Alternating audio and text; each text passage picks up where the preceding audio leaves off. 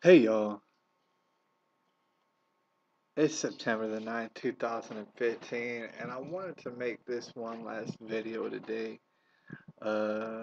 Pretty much just to go ahead and wrap it all up, call it a day. Alright, so before I go, uh, I would like to just mention a few things because there's all sorts of things all over the map that point in a bad direction. Things that are very concerning, such as Hillary. If you notice, she's still trying to play off all her scandalous nature. All right, and she's doing it only like a Hillary can do it. She's gotten pretty far, you'd have to admit. That goes ahead and that lets you know some things. I mean, the thing is, the general public, they have a popular culture of institutions which give them all the knowledge that they need.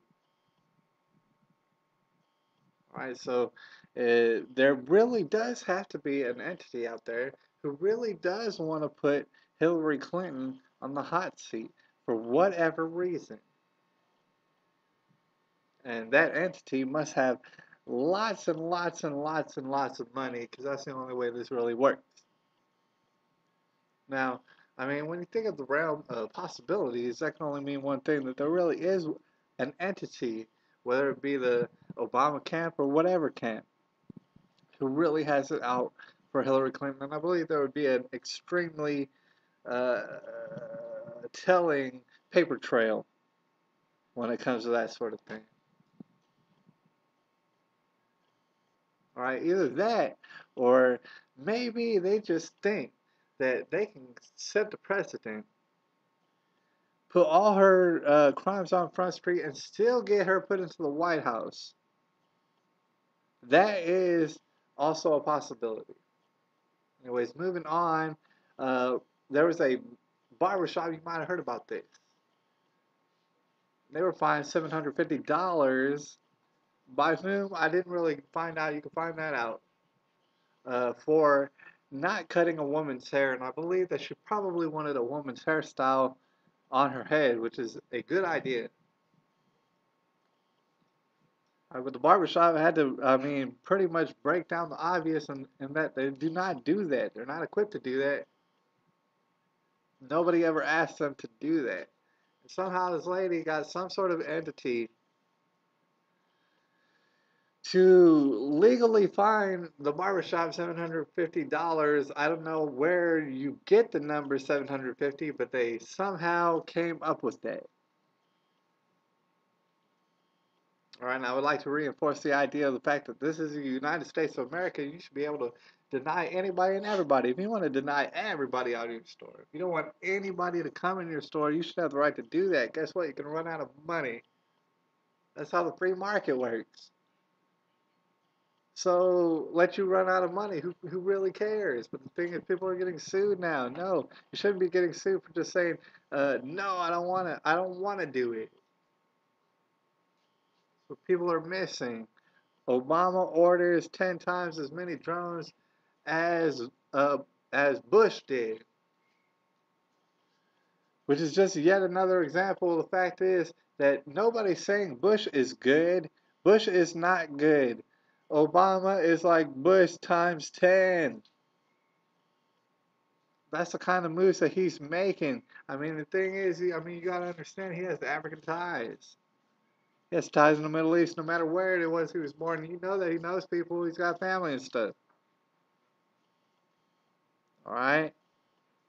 So you can imagine why there would be 10 times as many drone strikes on maybe competing drug dealers and such.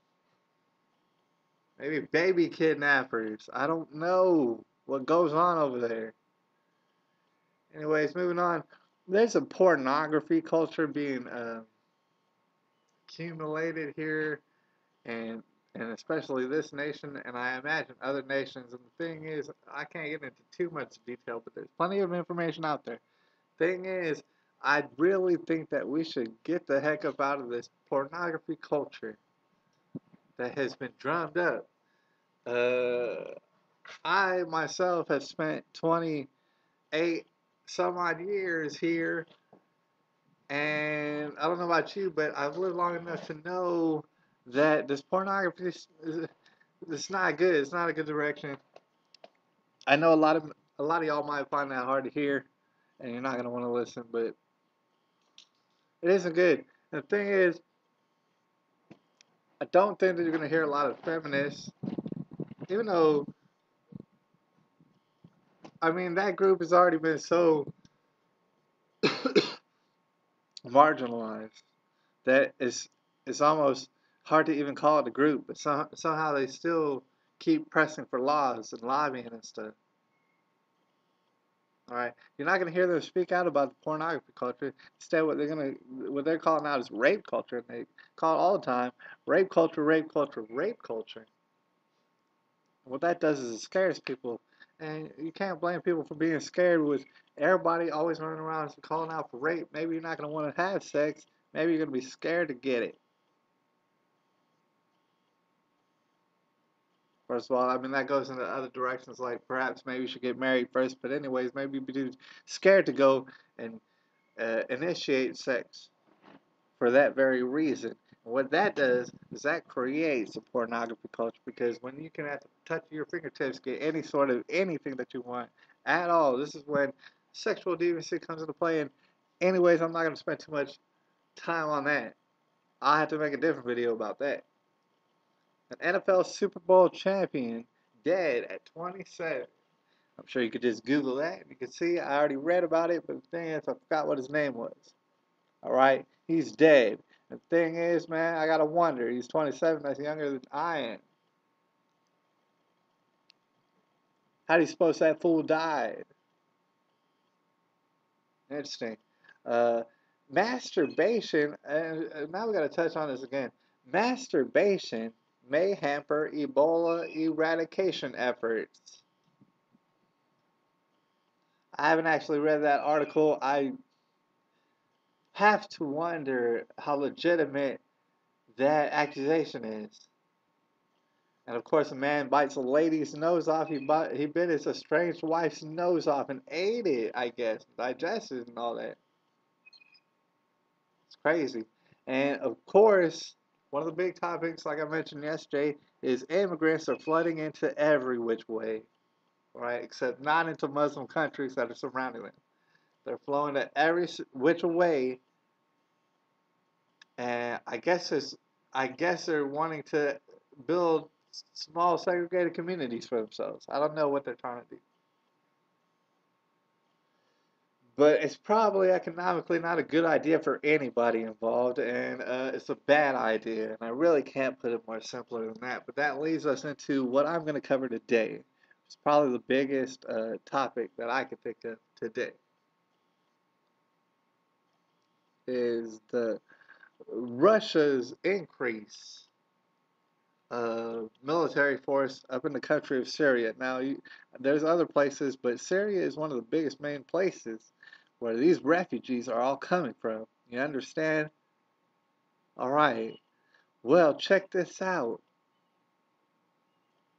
Russia, in that exact same country, is offering aid to the government of that country to help them squash all the bullshit that's been going on.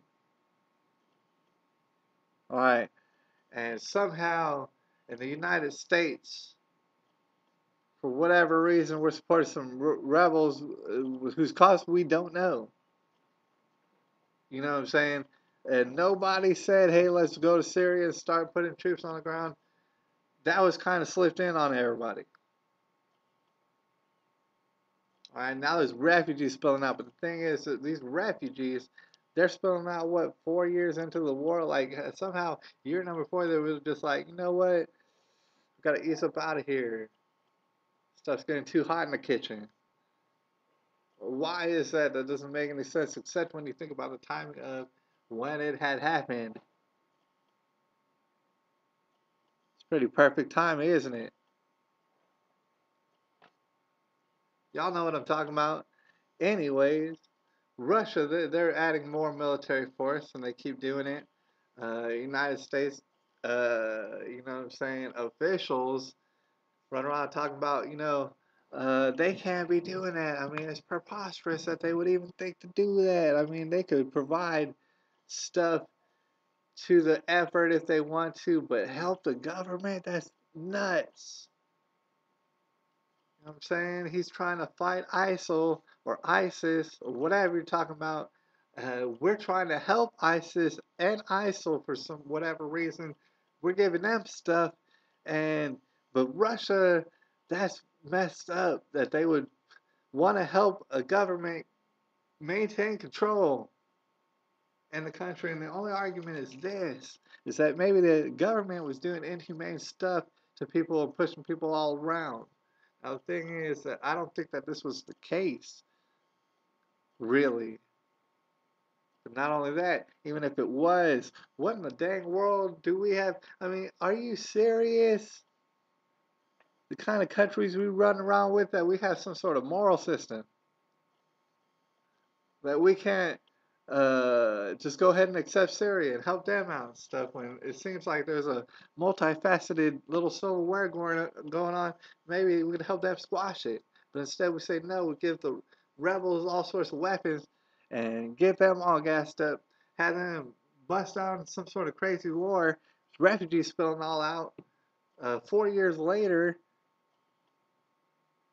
somehow we're supposed to assimilate them into a community where the economy is crashing down pretty dang hard on us right now. And that's supposed to go all overall pretty good. But the reason I bring this up is because this is how it's going. You're not going to see it decrease, and activity is only going to keep increasing the way it has been, only increasing. And I mean, it's not going to be all overnight, obviously, but already very interesting things have happened and played out. I hope you've not forgotten about some crazy, mysterious bombs going off in Russia and Asia, or Russia and China, or whatever, not too long ago. All right, so a lot is happening. It's only going to escalate. You got to understand that this plays into the power of both the Russian elite and the American elite, and of course the Chinese elite. During this whole process, they get more and more power, no matter what side that they're on. So it becomes a little bit clearer that this is all an elaborate game where people do indeed die. Lots and lots of people. All right. The best idea would be for everyone to get the heck up out of there and say, guess what? I'm sorry about the Syrian thing. Let them all kill each other. I know that sounds heartless. But I mean, we have babies here to worry about? You know what I'm saying? Don't we have things over here, fishes that need to be fried? Anyways, I'm going to end it like that. It's September the 9th, 2015.